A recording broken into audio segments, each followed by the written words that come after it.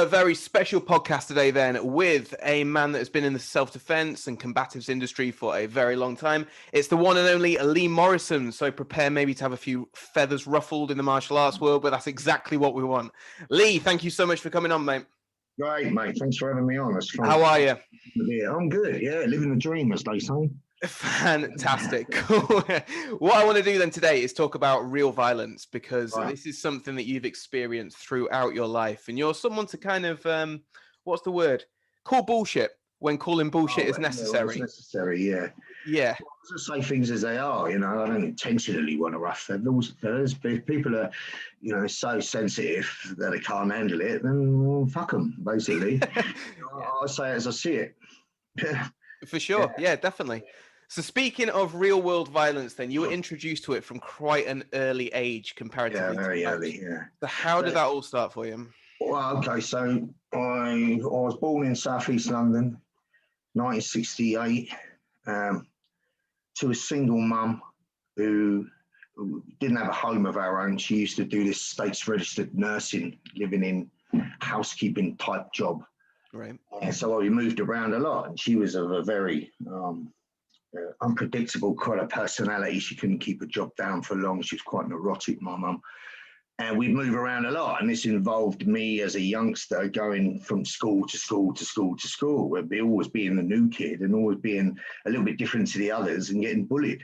Yeah. So I experienced it at school at an early age, and then, but unfortunately, I experienced it at home.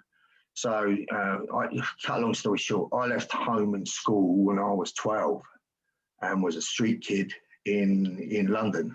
Right. So obviously there was a catalyst for that in my home life. So, you know, really the one that should have been looking after me the most, allowed the most, abuse and violation to occur, if you like. So when I leave this career, I've been working on a book for a while, which has taken a turn now.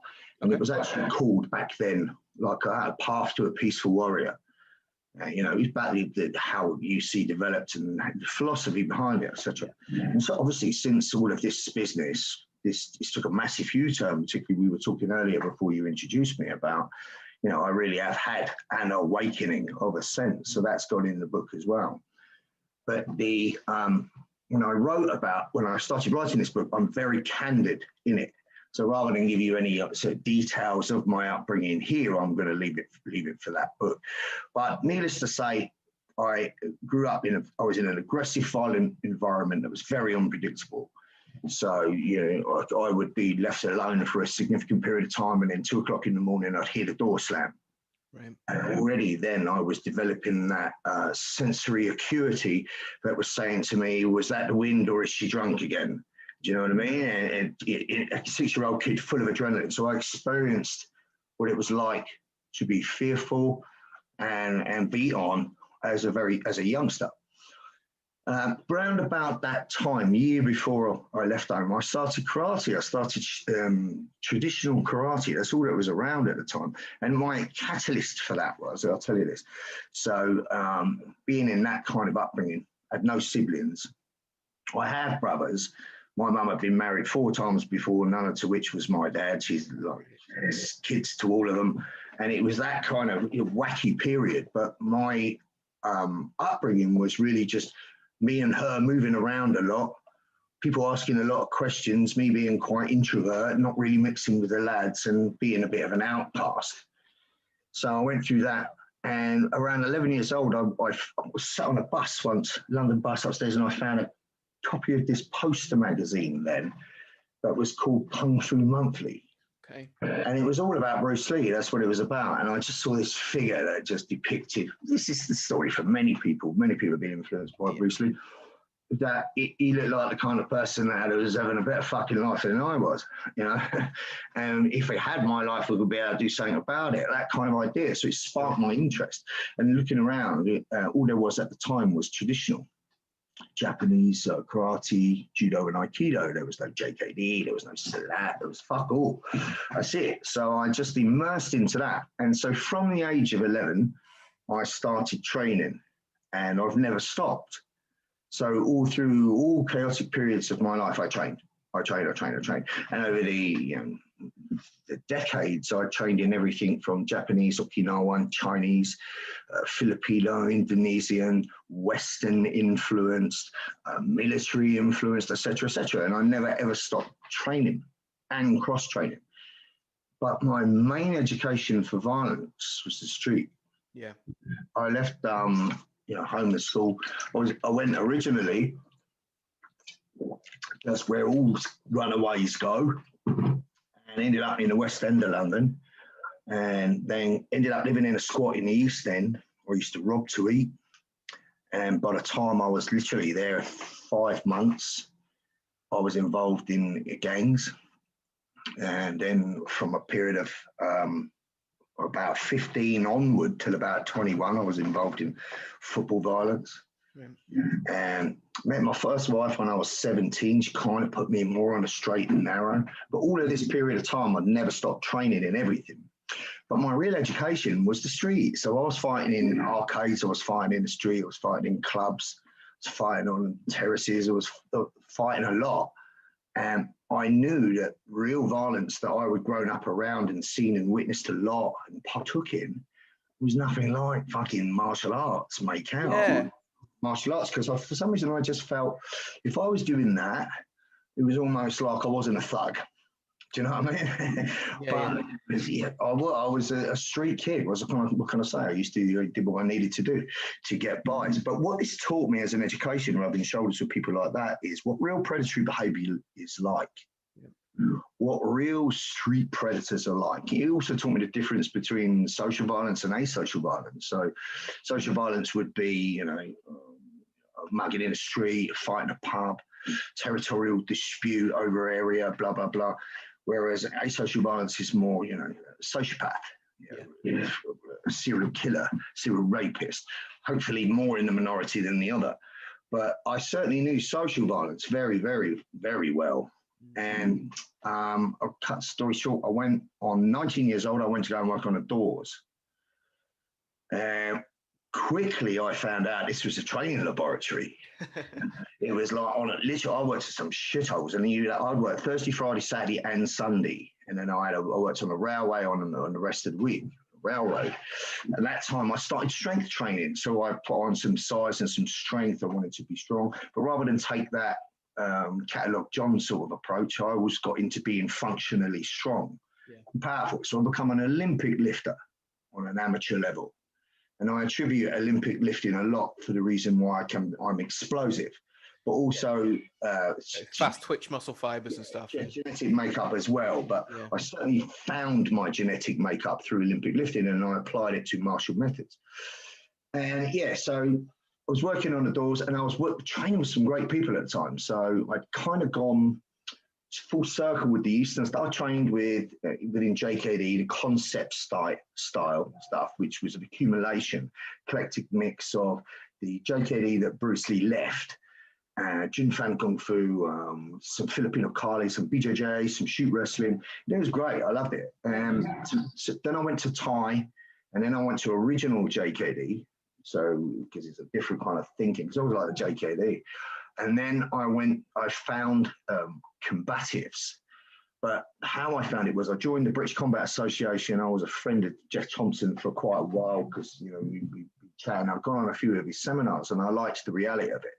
And what I was realizing was that similar people that had come from similar experience come to the same conclusions, and that being that the one that goes first with the most works out the best, usually. So it really didn't matter about the physical skill, the style, or anything else. Punch is a fucking punch. Doesn't matter. It comes from Wing Chun, or just a big pikey left hand, right hand, whatever. It's about the willingness to take part in the event, and the tactics of being sneaky and being first and not letting them catch up, kind of thing. So I always knew that was what real violence was about. And I appreciated for the first time seeing that crossover blend between Jeff Thompson, who was a traditional karateka like I had been, but I'd done the doors for years in commentary and knew the fucking difference. And the tactics of defense and preemption. And I'd come to similar conclusions myself, and kind of thought I was a bit like not ruthless, that's not the word, but unfair with the fact that, well, I've realized what works best is if I go first. Yeah. It's become so comfortable with me for a while until I got that conclusion. Because if you think about it, everything that works in the martial world comes from criminality. So what does a street mugger do? Two preferred ways that you're going to the most way you're likely to get attacked in the street, context of a street assault. And this information comes from one of my peers, Southnart, Craig Douglas in the US. And he mapped it out this way, but it's pretty much the same all over the planet. Your preferred way for a street criminal, so maybe he wants to rob you, beat the shit out of you for whatever reason, would like to perform his act would be out of an ambush. Mm-hmm. That is, the person or the victim selected has got no attention to the environment whatsoever, and he's just blitzkrieged from behind, and it's done. And if that person even wakes up, they will have no recollection of what happened. Yeah. That's the preferred way. So, of course, the main staple for any self-protection method must be that your personal security allows you to have a heightened level of awareness to a point where you're most likely to spot any situation before it becomes a situation. Yeah. So have an awareness and an understanding of pre-threat cue behavior, how things unfold, will put you in a situation where you're likely to spot it early enough where you've got more time to respond. Does that make sense? Yeah, for sure. The response, of course, would be to escape, to get gone. The self-protection rule don't fucking be there. But if not, it will prepare you on an emotional level as your heart rate starts to escalate, give you an opportunity to breathe, to control that to a degree, and prepare yourself to engage in violence. Yeah. And we're logical and we're legal and ethical, arm yourself in order preparation to deal with violence. So in which case then, if somebody sees the potential criminal interaction begin, then the second way in which criminal will attack will be after some kind of introductory dialogue. Mm-hmm. When they come up and talk to you, this is what I call the interview. Yeah. An interview will either be deceptive, designed to take your attention, incidental, designed to take your attention, or aggressive in order to see whether or not you capitulate. Yeah. But the idea of any of those three is to dip the toe in the water to see how hot you are. Yeah. So the predatory optic employs three things. This is the primary thing that a criminal will look for in a selected target, the ideal Christmas, right? First one would be subject looks weak in some way. So that could be physically impaired, walking with a limp, arm in a sling, using a stick, or emotionally impaired in some way. So I don't want to say the word weak or be derogatory to anybody, but if you were to depict somebody that was emotionally lacking in confidence, hugely, then it would be immediately depicted in that outward physiology. Yeah, head looking down, shoulders hunched maybe. So that's right. So if you think about sat tall, this is your eye line. Yeah. People that are often depressed or unhappy, and we all find it doing it yourself. Next time you're pissed off, notice how you slouch, right? But they live their life below eye line. Yeah. And their physiology is looking at the feet almost, and they move small and not large body movements because they don't want to be noticed. Yeah. That kind of demeanor is attractive to a criminal, right? Second would be if they're switched off. So if they're attentive of their phone, if they've got the earbuds in as well, no attention to the environment, great. Yeah. And the final thing would be, are they alone? So knowing this information, you can't always control whether you're alone or not. Course, but of course there's safety in numbers, so there's certain times when you shouldn't be alone. So for example, I don't know, back in the days of nightclubs, maybe girls go to the toilet together, maybe girls get in a taxi together. Yeah. And now you're seeing another crime wave that's been around for a while but is now coming more into vogue, and that is people dog napping your dog. Yeah. A knife point with a threat. Do you know what I mean? Well, maybe then that would be ideal as a group of dog walkers. You work together rather than go alone. So there is stuff that you can do about being alone. But if I'm talking about from the perspective of when we're out and about in our daily lives, good chance we're alone. So there's one box ticked. But you need to make sure that you're switched on, alert and aware. So if you're switched on, alert and aware, all of a sudden now you're living your life above eye line. You're now head up. So think about the physiology or the body language that you would adopt if you were extremely excited and confident to do something. Yeah. Be very elevated. Yeah. As opposed to something you're dreading. Yeah. So just the action of walking with a straight spine, confident gait, look around frequently, don't be frightened to make eye contact, and smile says that you're comfortable in your own skin. Yeah. And that'll make you much less likely to be selected as a victim of assault in the first place. You understand? And of course, where possible, don't depict any type of weakness. Now, you don't have to have any kind of, mean face, tattoos, and muscles to do that. The average pen pusher who works with a shirt and tie. Just have a confident thing about you that says grey man, not quite sure. You know what I mean? And that's going to give you a good opportunity. But I digress. The way in which a street assault is going to unfold is either out of an ambush or some kind of interview, introductory dialogue. From there, it's going to be pretty close range, right? So that takes away a lot of the understanding of the martial arts. And most martial arts has three ranges. There's kicking range, there's punching range, and there's grappling range. And that is apt for combat sport. But in the street, there's two ranges. There's conversation range, less than 2 feet, so where we would meet and greet and shake hands, that distance. Most human interaction will take place from here, including violence. And if it's not here, it's in your fucking face. And that's dictated by the environment, either a busy, crowded nightclub, really noisy, can't hear you, crowded environment, confined space, or ego. Yeah. Do you know what I mean? So whatever you learn in a physical sense needs to be able to work at that range. So I say, learn to adapt with all your physical tools left and right and be able to work within the realms of a phone box. Yeah. Because that's where close quarter combat takes place, right? So it's going to be close range. In order for most people to get the highest probability of success, particularly if it's not a spontaneous thing, but a planned thing done with regularity. So let's look at street robbery. Let's look at kids that do street robbery for a living. That's how they earn their money. They do it a lot and they're good at it. They've worked out how best to do it, right? Yeah. In which case, they're most likely to stack the odds in their favor. So they'll probably have a weapon. Yeah. They will indeed have a weapon. And also there's more likely to be more than one of them. So the two expectations you need to have in any confrontational situation that you find yourself in, expect he's got a weapon and he's got a mate. Yeah. And what you're seeing now is an involvement in the modern threat, since the fucking gates have been dropped and everyone from fucking anywhere has been allowed to swarm into fucking Europe to the point where they've devoured it. You need to understand there's consequences to that. Because any group of people that you send from a war-torn country that have had to fight and fucking use violence and experience violence just to live and get through the day, they are potentially fucking problematic when they meet a society that is more concerned about their fucking man bun and their soy latte. Yeah, you know what I'm saying? There's going to be conflict and a problem.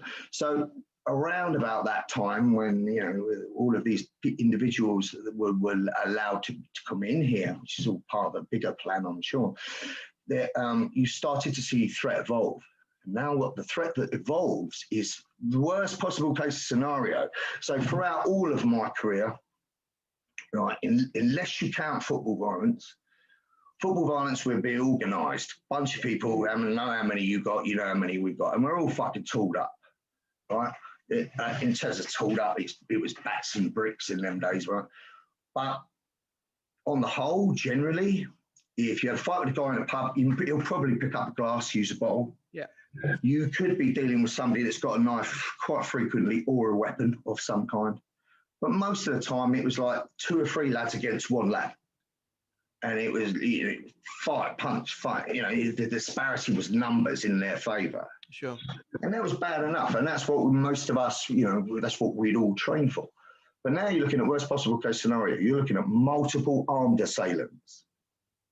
They don't put in the media the frequency of the kind of situations that were unfolding as a result of that. So as an example, 2 Somalian gangs fighting in Coventry outside a fucking Primark on a Saturday where everyone's out with their kids and they're fighting with machetes. Yeah. So there's an involvement in the threat. So I recognized this quite early on and I started to shift my urban combatives teaching from basic self-protection for the average Joe, which it still stands, to more of a tier 1 civilian type of idea where, you know, so tier one analogy would be the best of the best. And it usually is used in a military sense, but you could use it in any context. So use it in the context of a civilian who practices self-protection for the purpose of protecting himself and his family. You know, noble thing. What skills and kind of mentality mindset shift would that self-protection student need to have in order to become the best he could fucking possibly be? Yeah. So if you look at well, first of all, before you look at any solution, you need to look at the problem. So as the modern threat was starting to change, beginning with that, you started to see more events of active threat. So in the US, you would call it, or internationally, you would call it active shooter. Yes. Yeah. And that would be primarily because of the access to firearms. Whereas in the UK, going back 2-3 years ago now, the access for these people to get to firearms seemed somewhat limited because their MO was to get in a vehicle of heavy impact, smash into people, jump out with 2 bladed weapons taped to their hands because they've researched and they understand that the effects of adrenaline on the body will make their hands cumbersome and they'll drop the weapon. So they strapped it to their arms, one in each hand, and literally hack into pieces as many infidels as they can find, right? And with the objective being to decapitate. We were seeing elements of this. Now, if you fast forward into current situation, then I'll say as I see it, many of those incidents are fucking false flags. And by false flags, I don't mean that was an event that happened on the back of those people or that fanatical group or whatever else. I believe that was fucking absolutely sanctioned by our own. Right. But nonetheless, false flag, real thing, not real thing, conspiracy, not conspiracy. The event itself was happening. You were getting multiple armed assailants attacking people all over Europe. Yeah. One of the first ones I read about was a guy going into Aldi's in Germany and beheading a woman before he attacked everyone else. Well, if you suddenly faced with that kind of level of violence around you, the majority of society, or near enough all of them, unless they've been in some kind of military conflict before where they were familiar with that degree of violence or beyond it, are going to absolutely freeze, capitulate, scream, panic, and run in all directions. There's just nobody going to be equipped to deal with that. And I looked at the current self-protection things that were being taught, and I'm thinking, fuck, we need to evolve.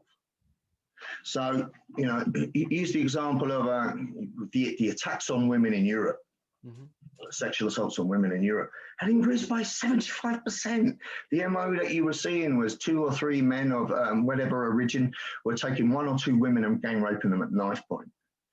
Now, I don't know of any unarmed skill set that I could teach a woman that would allow her to effectively deal with that in a physical sense if she had the psychological capability to access what she needed emotionally. Yeah. And that's a big if. And I honestly, there is no way that you're going to equal that disparity. So the simplest thing that will equal that disparity is a bladed weapon, without a doubt. So the very first thing I teach any woman how to do is stick something sharp into the eye of whoever's in front of her. Do it as sneakily and as fast as possible, just about half an inch of something sharp. Could be a pen, could be a pencil, could be a small fixed blade by design where legality allows. In Germany, you can carry a small fixed blade. Germany, most of these attacks are happening. If somebody broke in your house and you picked up a tool, something sharp. How do you put something sharp in somebody's fucking eyeball? In the most gross way, simple. In order to create that stun and run like fuck tactic. Now she's got a shot. Do you see what I'm saying? Yeah. EMO, 3 guys follow a woman to an underground car park, which was lit when she left for work. It's now darkened and secluded. She's switched on to them behind her. She's put her keys in her hand. Let's say she's put her key in her hand in a way in which you could stick it in your fucking eyeball. And as soon as these 3 approach and she recognizes she's about to be triangulated, she fucking stabs one right through the eye. Yeah. It just goes from really passive to a fucking handicap mental. Just takes his face like a buzzsaw. Well, I put it to you, these 2 friends are fucking paws. And that will give you an opportunity to either get in that car, lock the door and drive off, or run like fuck. Yeah. Yeah, I think that kind of level of probability and understanding was necessary. So I've taught that all over Europe. Yeah. Now I started to implement other skills. So as a tier 1 civilian, understand that that would be a citizen that trains in this stuff like we all do, but had enough of a skill set and a mentality or a mindset that if they found themselves in a critical incident, so shopping mall, all of a sudden 2 active threats run in and start fucking cutting people to pieces. One example. Mass hysteria, crowd riot, everybody's attacking everybody.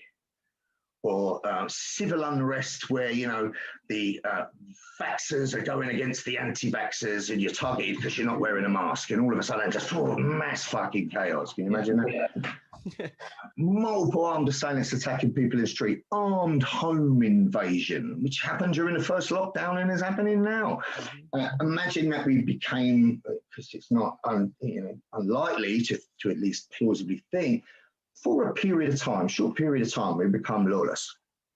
Societal breakdown, boom, all bets are off. Yeah. There is no legal system intact to deal with anyone and everyone. Like the purge. You'll hear the purge sirens going on. The multiple armed assailants coming through your door to take what you've got, particularly if there's a food shortage, is a huge possibility. And if you are going to go out in transport to try and get supplies, there's a huge possibility you'll get run off the road and whatever. So I can foresaw all this, and I'm thinking, well, what skills would you need if you had any chance of fucking dealing with any of that?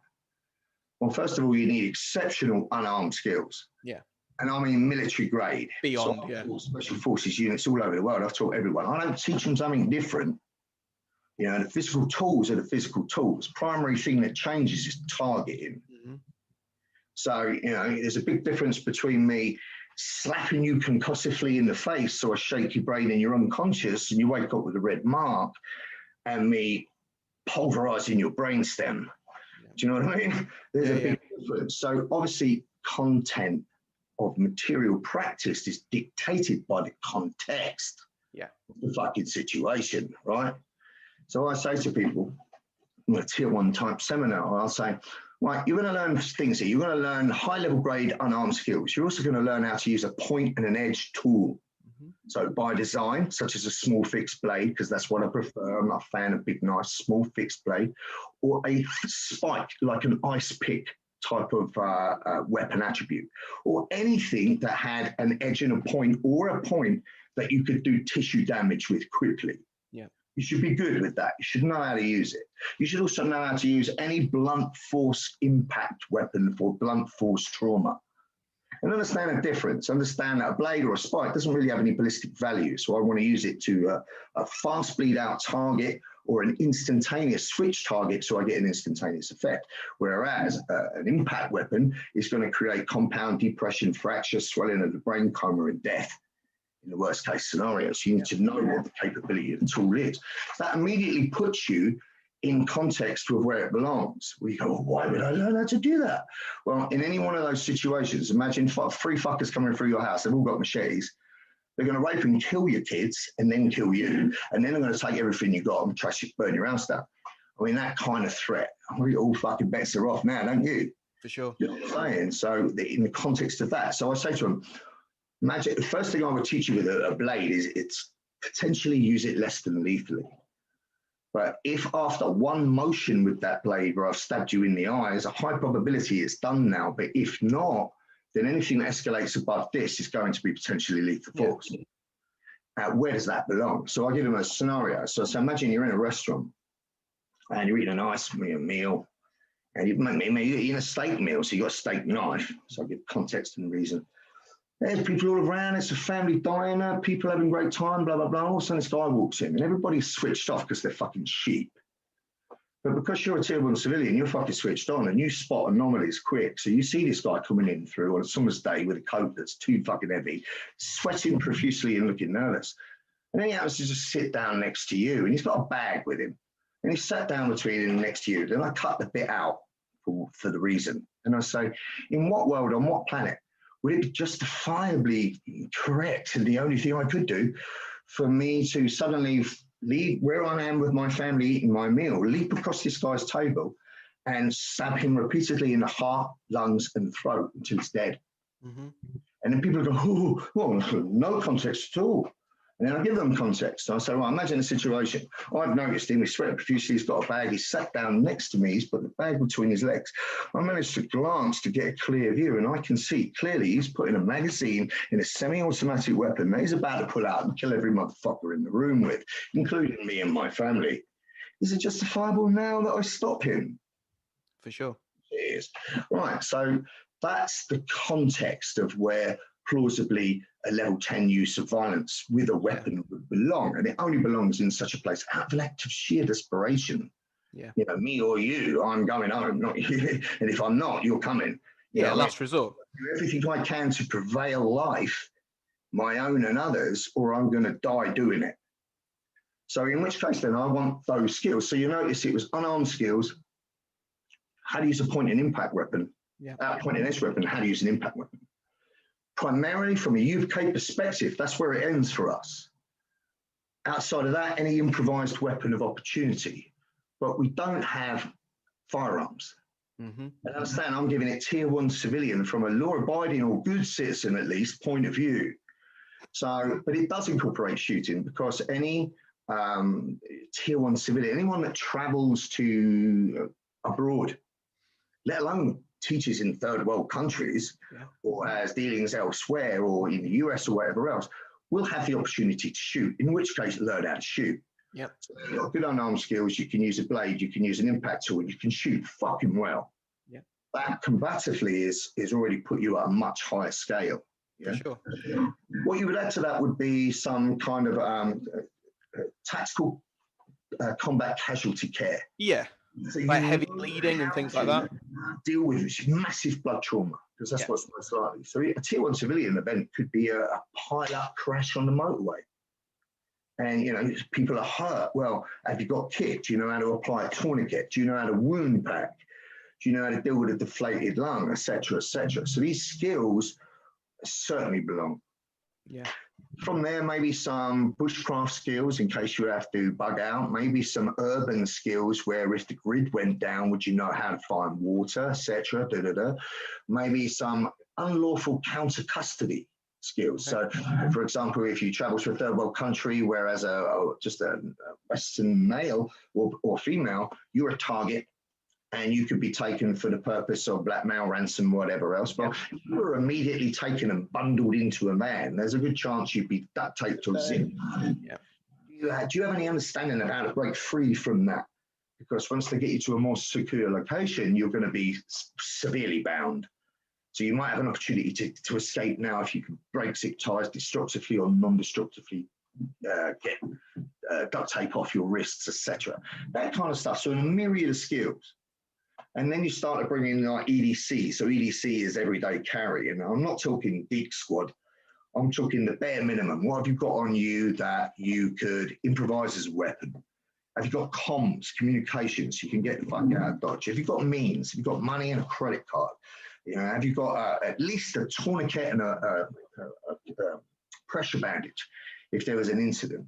You know, what have you got on your wrist? So on my wrist, I wear a band which gives me weapon retention so that I won't drop the weapon when adrenaline hits my body. I also usually wear a small thing around here which has capability to break a window, and I wear a handcuff, which is just like a bracelet, which gives me the ability to bind if somebody was to become hostile on a plane or some shit like that. So the tier 1 civilian is more of a lifestyle. Yeah.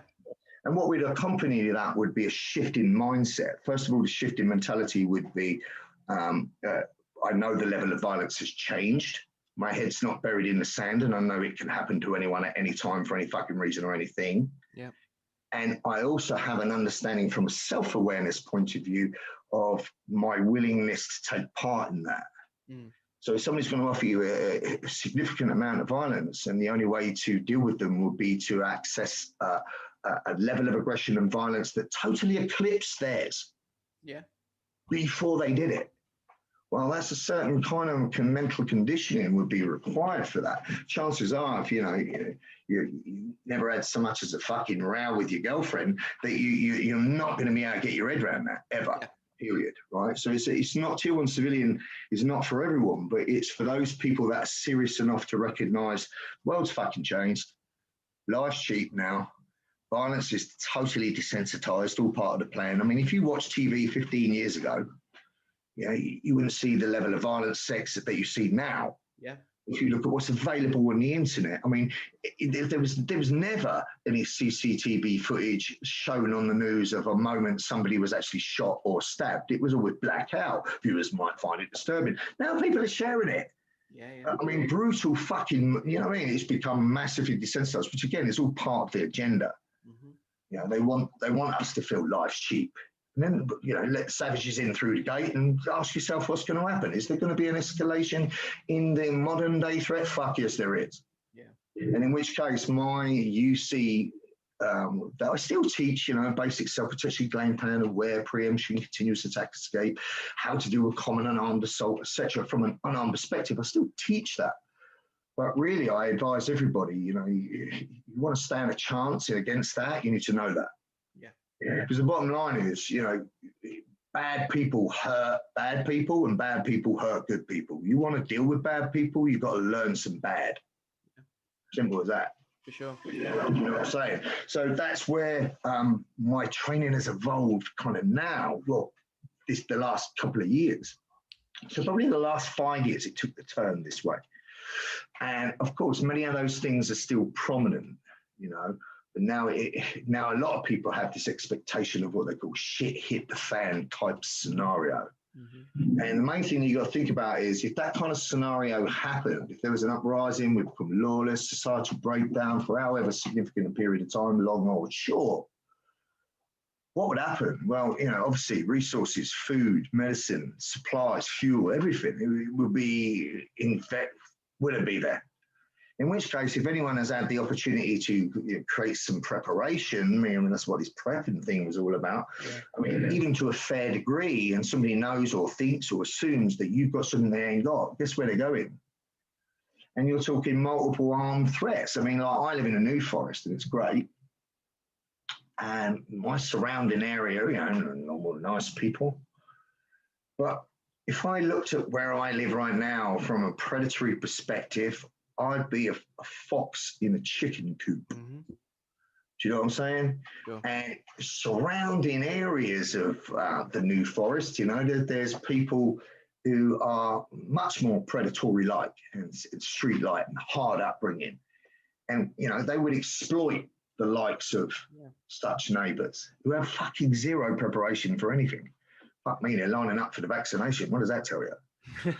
So, I mean, but there has been a massive shift and in terms of modern day threat and where it could go. Now, I'm an optimist, so I'm optimistic about this whole situation. I believe this tyranny will fucking fall. Yeah. At some point, I can see that happening in my lifetime. And I believe things will be better for the future. I really do. I really do believe that. Because after the tier one civilian stuff and the preparations that I made for that, and then all of a sudden this scamdemic, I went down a rabbit hole. I'd done all my research and I sorted the wheat from the chaff and I've looked at lots of things. Anyway, where it took me was a dark place. Because it took me to a dark place, to the point where, fuck me, human nature will never fail to astound me to the levels of deprivation that it could drop to. Do you know what I mean? Yeah. And it made me ashamed to be human almost. And anyway, with that, I started to look, well, if there's that much dark, there's got to be some light somewhere. And I started to try and tune in a bit more to myself. I started meditating for, just to get past the anatomical mind, just to get some de-stress, decompression time, if you like. Yeah. And then all of a sudden, I just felt this difference in me. My intuition kicked in. I found myself more intuitive. Colors around me looked slightly different. And what I recognized is that people that were around me, I didn't fit with them anymore. I talk about this situation, and of course, it takes balls to stand up and say that you're awake. Yeah. because, you know, particularly someone who's in a limelight, you know what I mean? You know what I mean? But more so from your own personal perspective, because like I've got family that don't talk to me now because they're willfully ignorant. They know something's going on, but if they live in their little bubble, they'll be all right. Well, it's nothing to do with us. Well, what do you mean? Fucking becoming a tyrannical left fucking communist government where we are more slaves than we've ever been is not your business. Whose fucking business is it? And if you know something's going on but you don't want to know, you're willfully ignorant. I personally think you've got no excuse for that. Yeah. You're either awake or you're a fucking sheep, right? But don't be awake but you don't want to be awake and you go back to sleep. That's inexcusable. You know, so obviously it's created lots of rifts and it ruffles feathers. Of course it does. Do you know what I mean? People think, oh, he's lost he's off his head. He's, you know what I mean? And they think, especially when I start talking about how I become more spiritual. Yeah. And how I realized, you know, the awakening to me is not just waking up to when I'm being fed a load of bollocks. The waking up is to waking up to what you actually are and what you're capable of. You know, that's fucking with the food chain, fucking with the water supply, the fluoride calcifies the pineal gland. All sorts of things have been done to keep us dumbed down in a spiritual, intuitive sense. And then, of course, the Great Awakening happens when, that's what you think about that, do your research. But when there was this planetary alignment and that week and a rebirth of the sun, etc., the ascension of the planet went from a 3-dimension to a higher dimension, higher density. Everybody lives in this 3D world, and I summarize it now I'm awake as. Imagine a bucket in front of you, and you put your head in the bucket, and somebody puts a towel over your head, so all you see is what's inside the bucket. And then you throw little things inside the bucket, like what's happening in Big Brother, and what's going on in the political scene in America, and this and that, and this fear-mongering, and that fear-mongering, and that, all those little pieces in this bucket is your life. That's your dimension. That's your state of being. And it's 3-dimensional. And I felt like I just took my head out of the bucket and done a 360 and realized, fuck me, there's more to this than that. And before actually I got to that point, I kind of felt no man's land. So I was in limbo. I felt like, oh, I don't belong here. I'm not getting along with people anymore. I'm feeling different about everything, but I hadn't awakened. Do you know what I mean? Yeah. You know, I hadn't got to any point where I was like new. And then, so in a bit of a layman's land. And then the 21st of December, we went to Glastonbury to the Tour Monument. And they'd fucked with the weather so that you couldn't see what was actually going on. But it was actually the alignment of Jupiter with Saturn. And a winter solstice event that had taken so many hundreds of years to come around and happen. And I felt it. And with the place I was in at the time and the people around, I believe we all felt there was something. But what did you feel? It wasn't until a couple of days later that I was driving, and I live in the forest, and I was going to the gym, and I took the wrong turn in, so I had to take another road, and the road that put me on road with the sun, because, you know, the sun kind of devitalized and then is reborn somehow, re-energized. That's what the winter solstice thing was about. So it was a new sun, and it was beaming right on my head.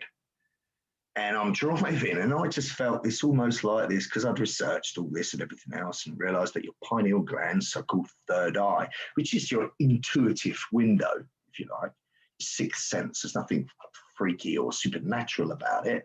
It's not an eye that you can see. You can see it in your head. It's like a portal. And it's like, it just gives you makes you more in tune, more intuitive. Do you know what I mean? That sense is difficult to explain. But if anybody has received the same phenomena, and there's millions of people will say the same thing. I just felt like in that moment, I'd elevated to a high level of consciousness, if you like, whether that's 4th dimension, 5th dimension, whatever the fuck it is. Now, I've pursued it relentlessly as a lifestyle, and I've come to recognize, come to find some fantastic people during these periods of lockdown, you know, because it depends how you look at it and the perspective of things. But during the first lockdown, I learned loads of new skills. I learned how to flint knap, I learned how to make weapons and tools and training tools, and did loads of shit. And then this one, I did research. And my research also took me on to esoteric type of research. And I found some brilliant people like Eckhart Tolle, who wrote the book The Power of Power Now. of Now. Yeah. Yeah, and great other people like Wim Hof with the holotropic breathing, and others for meditation, and others for this, but more of an esoteric spiritual type of path. And I've come to the understanding that we are indeed a part of everything that is, ever has been, and ever will be. We are so much more than this vehicle. Yeah. Do you know what I mean?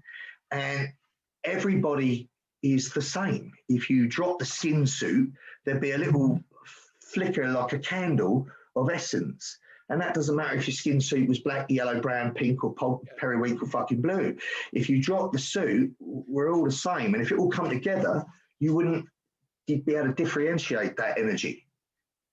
But that's why we all have this auric field. So if you're in tune with yourself, so understand that I've learned now that your 3D body, your physical body, is what your perception of you is. But you have, in fact, a number of bodies. You have an emotional body, you have a spiritual body, you have auras of dimension. And there's means in which, using certain frequency photo imaging, that they can actually show you these thermal auras that you have. And each of us has it, and it's particularly those tuned into it. So rather than think anatically with your mind, as the shamans say, feel with your heart and know with your guts. Because there's 3 brains: head, heart, guts. Yeah. We don't use this. You should use this, trust me. All right? But when you intuitively just have that knowing that something is so, then it's inarguable. So many people get a spiritual awakening in different ways. So they have meditation and they see visions or things come to them. I don't get any of that. I don't get nothing visual. So much so that I'll question myself, why don't I? Yeah. But I get a sense of knowing. And when I know, I fucking know. And I just got this intuitive shift that week of the Great Awakening that's been written about forever. Yeah. Whether it's in now, I don't believe in man-made religion at all. It was hijacked a very long time ago for the corruption of man. But if you look in Christianity, if you look in the Old Testament, if you look in Native American Indians, if you look in the Jewish Bible equivalent, if you look in the Quran, all of the similarities and commonality of this awakening period are talked about. So there's definitely something to it. And I believe that, well, without going into it, this whole thing of divide and conquer, separate, 2 meter distance, don't look at each other, no mask, is designed to separate humanity. Mm. So it's just that aura that I was talking about. This was my point. You radiate for 6.5 feet in every direction. You notice how we've got to stay 6.5 feet apart? Yeah. The whole time, the social separation, all of this, it's all designed so that we don't get together, congregate, feel that energy, because we're in a fucking spiritual war now. Mm. We're in a war between bad and good, I'm telling you. It's not a flesh and blood fight that you can fight, although there will be pockets and elements of that. This really is about vibration. You know, and if everybody got together, the simplest way to destroy evil would be through love and gratitude. Yeah. Do you know what I'm saying? So what's the constant emotional thing that's going on all the time? Fear mongering. Yeah. Another strain from here. Oh, this is happening. Oh, we can't do this. We can't do that. And look how absurd that they're pushing forward certain things now that will make your ancestors spit in their grave. I mean, like all the letters that they're putting now after genders. They now want to add a P for paedophilia, saying that paedophilia is a sexuality. It's not a crime. I mean, ridiculous shit. You know, stuff that they're selling on big corporate companies like Amazon are selling derogatory paedophilia stuff. Like, I don't even want to say it, but there was a sequin dress for a 4-year-old girl, and it said on it, "Grandpa's little such and such slut." I mean, how is that okay? Right. Do you know what I mean? All of these things that are being shown, and nobody's going, whoa, what's going on? Wait a minute, the world's gone mad. Everything's been inverted. So if you look at, like, just the other day, I saw like a catwalk with 5 male models walking down, sporting a pregnant woman's stomach. What the fuck? I saw that, yeah. It's inverted. If you look at where that comes from, it's all satanic, all of it. Do you know what I'm saying? And if you want to destroy a low vibration of fear, what's the opposite to fear? Love. Yeah. So people say, if I said to you, what's the opposite of love? You say, hate. No, fear. Yeah.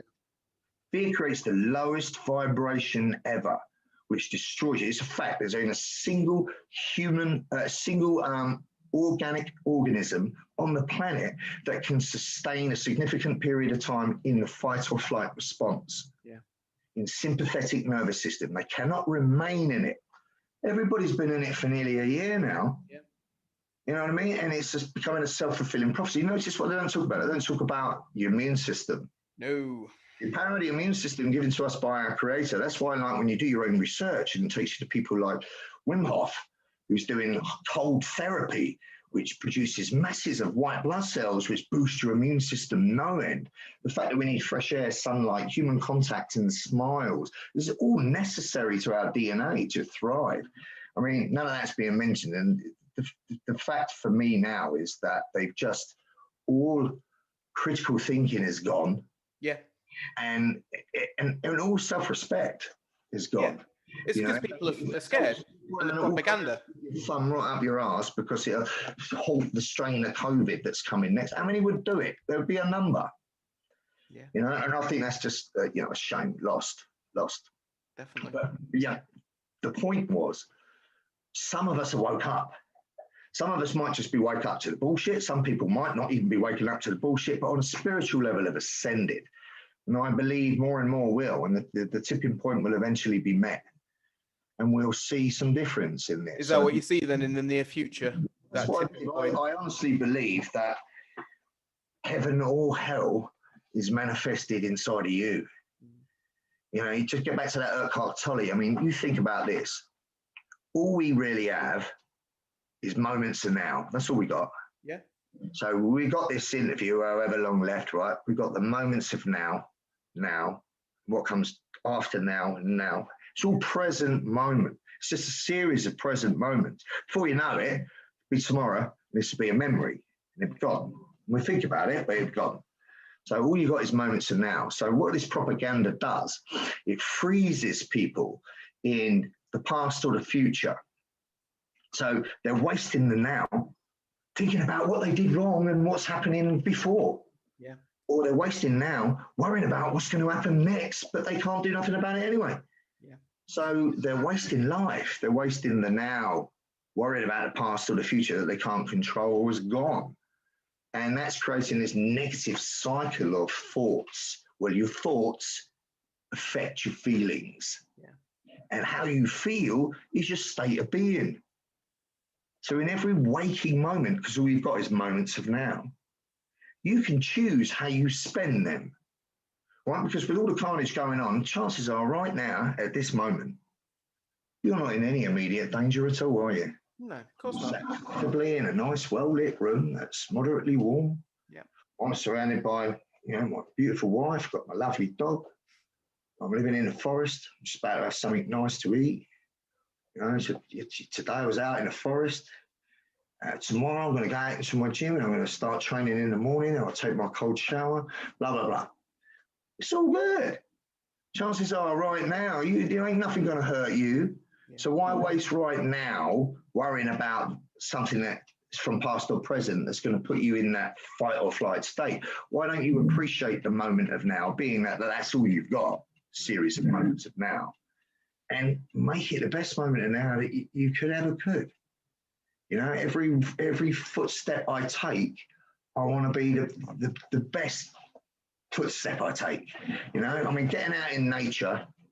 So I go out in nature. I'm very fortunate that I live out here, but I'm at the beach or the forest every day, and I'll take my shoes off and I'll just ground my feet to the earth and I'll just walk for miles, and take in the elements and be in the moment now. And I might meditate in there. I might just play with my dog.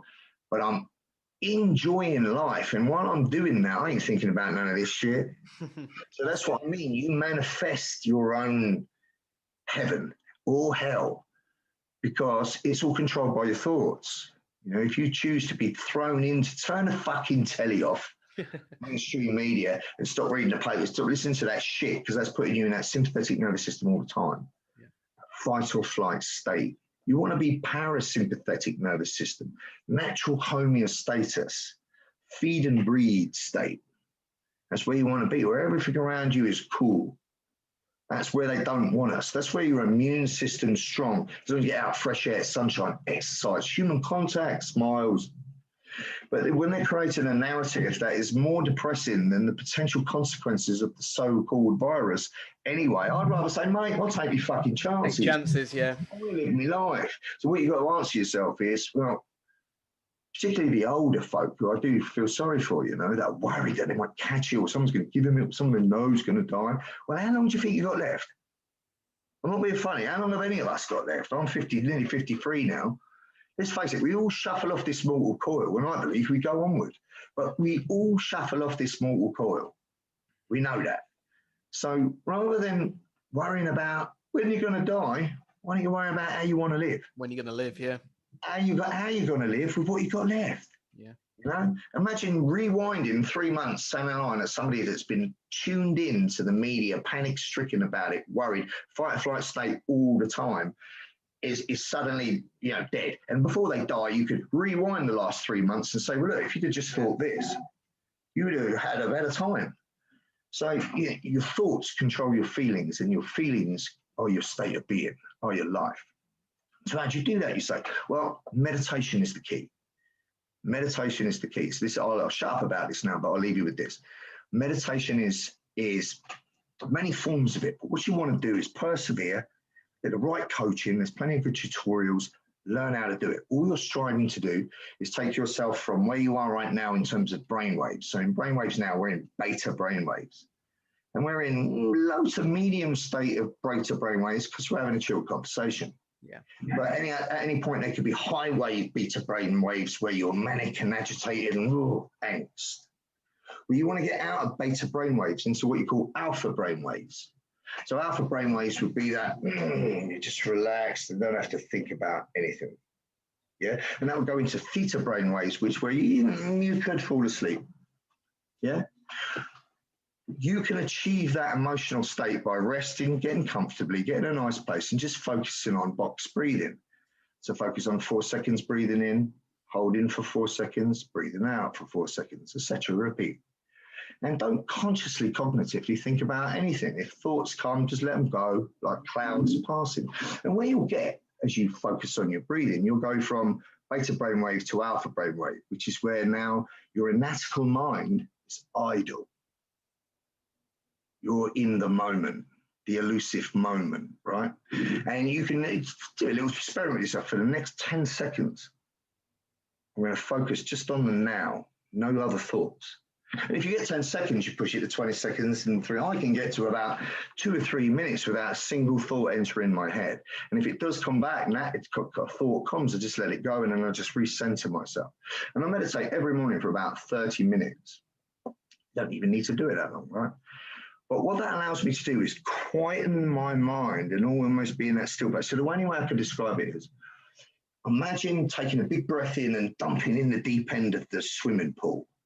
And you go right down, and there's that moment of complete stillness before you start to rise up. Never felt anything so calm like that in my life. That's the emotional state that you can get into when you get that anatomical moment of now, being in now. And you can practice it by like just sitting in a tranquil place and going, right, what is everything I can see? And then identify everything that you can hear. And identify everything you can feel. And you'll get to the point where you can hear your heartbeat and you feel like you're almost like melted into the structure that you sat on.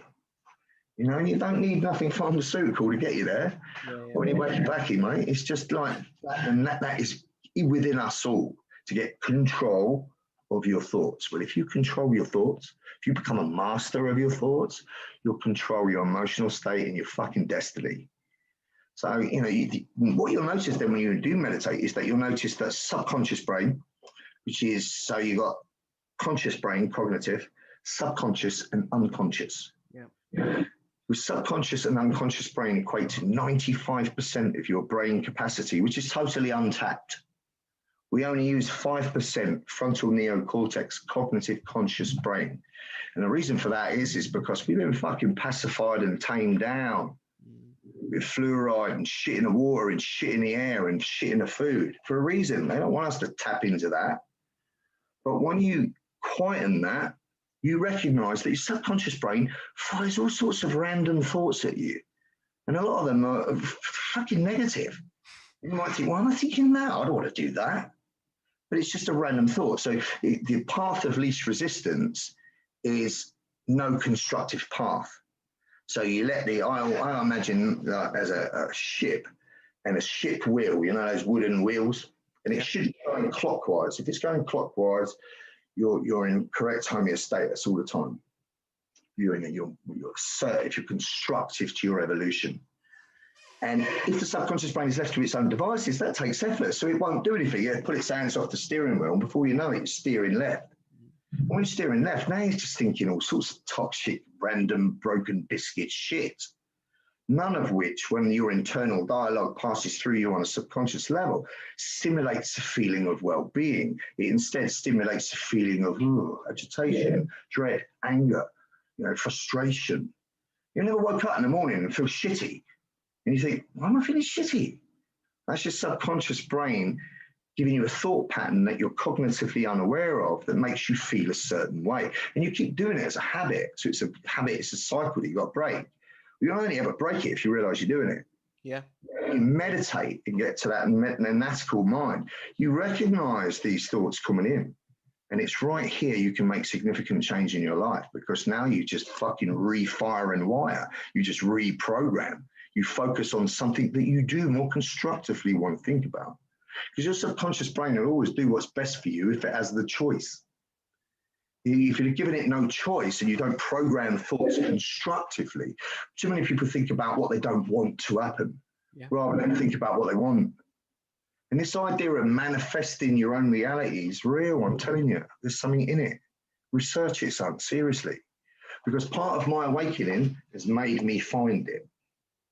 So my path now as a teacher has shifted again. I'm about to launch in the next month a sister channel to the UC channel called Path to the Peaceful Warrior. And what it will have is it will have so the UC is where everything is. The Urban Combatives YouTube channel is predominantly dealing with violence and the psychology relating to dealing with violence. And I'm talking level 10 threat. So understand combatives is at the extreme end of the self-protection scale, because it deals with up to and including deadly force threat. Right? That channel has that. But a sister channel, which will be Path to the Peaceful Warrior, is all about non-physical self-protection. And by non-physical self-protection, that will include, of course, soft skills, enhancing awareness, recognizing pre-threat behavior patterns, learning to control the emotional response of adrenaline, all non-physical. But it will include things that protect you on a much greater scale. So cross-training for strength and conditioning, so that I've got some physical functional body armor to apply to my physical skill set. And it will be, like stuff like mace belt, kettlebell, sandbag work, calisthenics, implemented task specifically to how you fight. Yeah. Again, a non-physical topic. And then it will go to dietary, nutrition, supplementation, because supplementation, particularly for your immune system. So there will be a clip on there as an example, how to boost your immune system. And understanding your how to keep your nervous system in check. So if you're boosting your immune system, that's a form of self-protection, isn't it? Yeah. It's non-physical self-protection. So how do you enhance your immune system, particularly in current times? So it might talk about a whole section on cold water therapy, ice baths, might look at the holotropic breathing, right? Then there might be a section on spiritual and more getting in connection with the universe. So getting out in nature, forest bathing, how do you meditate, how do you visualize, etc., etc., etc. So it will all be geared towards the things that I would say are the opposite of the coin. Yeah. Because there's no front without a back. Yeah. And it's bizarre to me because, like, before all of this happened, 5 years ago, I started a working title of Path to the Peaceful Warrior. And I even had it like tattooed on my body, this terminology. And I didn't think of it in any way as, a spiritual, peaceful warrior. I just thought about it as balance. Yeah. The yin yang. The yin and yang, yeah. The front without, no front without back. Yes, I'm capable of a level of violence instantaneously that will fucking astound you. That will astound you. But I'm equally capable of empathy, caring, love, kindness. Ask anyone that knows me. Do you know what I mean? I have empathy for like the elderly, for children, for animals, for women. I know that I am a great magician because I've spent my entire life studying dark arts. The martial methods are dark, regardless of particularly the way I train it. I train it for the reality of dealing with violence. Yeah. So I really, Jordan Peterson's a great guy to look at. He said about 3 types of dangerous man. So he said, you've got the nefarious man, the nefarious criminal, who of course is dangerous and uses it as his skill set. Then you got, don't like the terminology, American and corny, but you've got the hero. Okay. And the hero is the one that will stand up for what's good and right.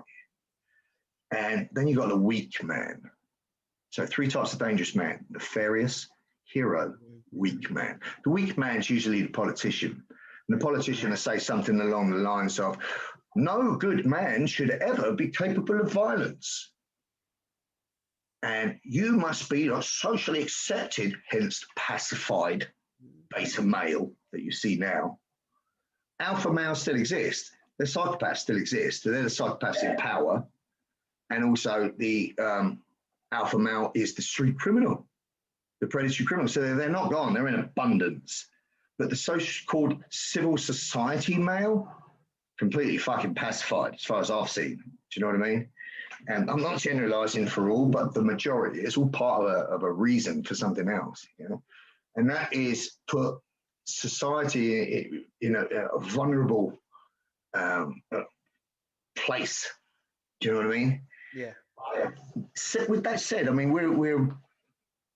you should be honored to be alive during these times because history is being made. Yeah, for sure. Yeah. Historically, this is a real time to be alive. But I'm damn sure, I've got 3 granddaughters and I want to be able to say to them, when they say to me, Granddad, what did you do during this period of time? I want to say, well, I fucking tried to wake up as many people as I could using the platform that I got. Because here's what I believe, right? There's many things in life that I'm fucking shit at. But violence I'm good at. Yeah. I hate violence, but I'm fucking good at it. But what I'm also good at is enlightening people to methods of counter-violence and understanding, So I know I'm a good teacher to the point where I don't believe it's me. I believe something is working through me. The vessel. I'm a vehicle. And I believe that the reason for that is because, I'm a light worker. I'm here to wake people up. And my platform just happened to be one that attracted many hundreds of thousands of people, but predominantly men of an age of from 20s into their late 30s that potentially struggled with who they were and with confidence in their ability to, and had fears. And I've seen, scared youngsters that used to get in trouble all the time because it followed them around turn into good men, good men that are teaching others and following. And what's weird inside of that is when my awakening to the current situation came into vogue, it didn't enter my head for one split second not to speak about how I feel. Yeah. I didn't think for one split second, I might lose subscribers. I didn't even enter my head. Now I've got 40 schools over the world, pretty much, study groups in schools. Headquarters is in Frankfurt, and in Frankfurt, one of the main instructors there is a business genius. And he was always trying to tame me with what I say and everything else. And I'm like, fuck that. Do you know what I mean? And when I came out with how I feel, probably about 12 to 15 total people left UC. They were actually... They left the instructor program that they happened to be in at that time. But so many people came to me saying, "Oh, I'm glad you're awake." Somebody that is, something that I admire and I respect is awake as well. I'm not going mad, and I'm like, we'll just chat about it.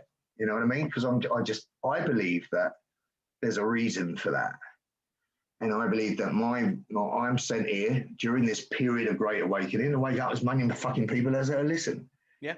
And I have guided a lot of people to betterment in themselves and to be more confident human beings, which they translated into other areas of their life. So it's always been, although a dark vehicle, to a light place.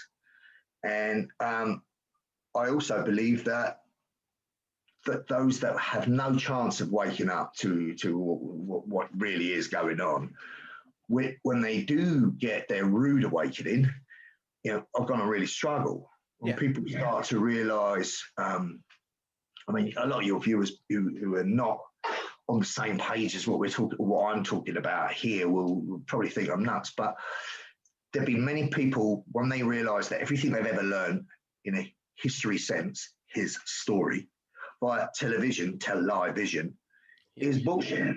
Everything you've ever been told is a lie. And when the older generation sort of realise that it won't compute, and there'll be meltdown on many levels. And some people are just too calcified to even possibly comprehend.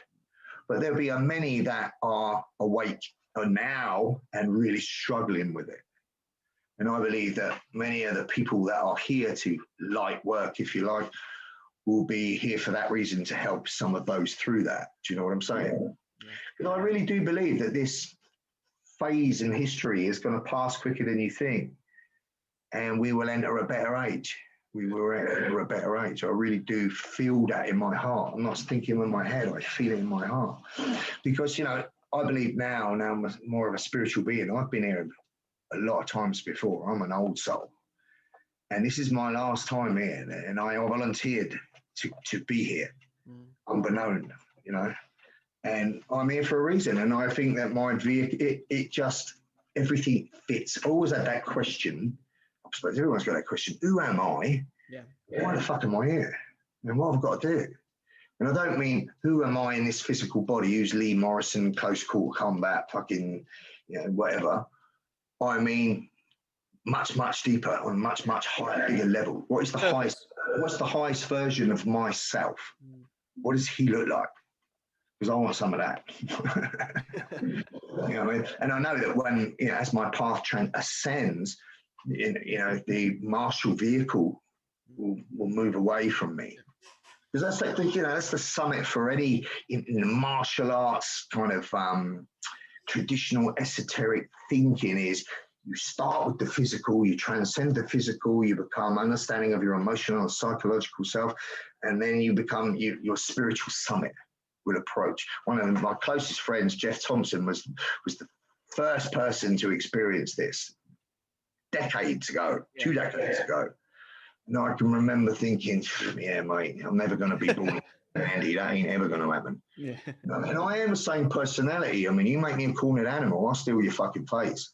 Yeah. You try to hurt mine, I'll end your bloodline. But I will always seek to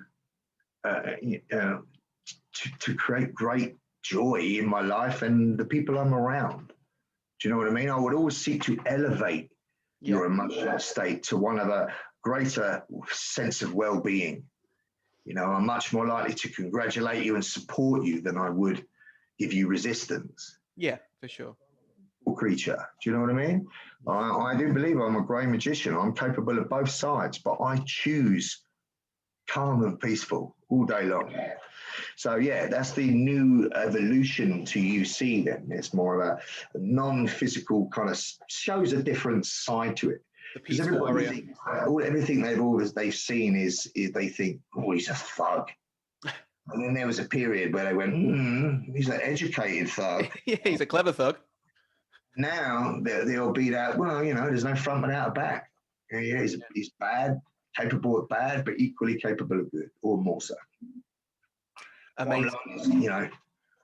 I stroke little puppy dogs, cry at sad films, I love kids, and I'll help old ladies across the road where they want to fucking go or not. Got no choice, yeah. And a rom-com will get you. Amazingly, thank you. Such an articulate, way of putting things, in such a way, an in-depth knowledge, obviously, of real world violence. So thank you so much. Edit it, some of it, but I don't mind. Edit. Use what you like. I'll use it all, mate. It's all gold. Honestly. All right, nice one. Good to meet you. Perfect.